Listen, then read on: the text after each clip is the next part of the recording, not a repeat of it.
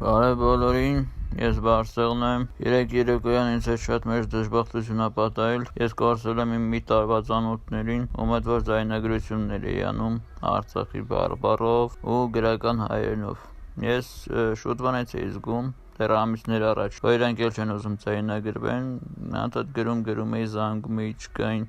հետո հայտնվում էին, ասում էին, որ զբաղված են, դասերով են, իրականում ուզում են, բայց ժամանակ չունեն, դե ձայնագրվում են, բայց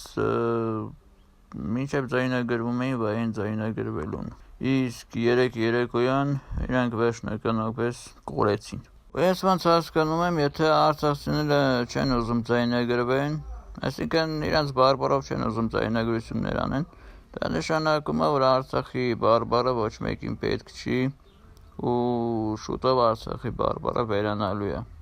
Այսինքն շուտով ոչ Արցախի բարբառը լինելու, ոչ արցախցի լինելու, Արցախի բարբառով ոչ մեկ չի խոսա, չգիտեմ, միգուցե ոնց հասկանում եմ, շուտով արցախցիներն էլ կմոռանան, որ իրանք արցախցի են ու նաև իրանց բարբառը կմոռանան։ Իրականում ես ուզում էի Արցախի բարբառով լիքը բաներ ձայնագրել ու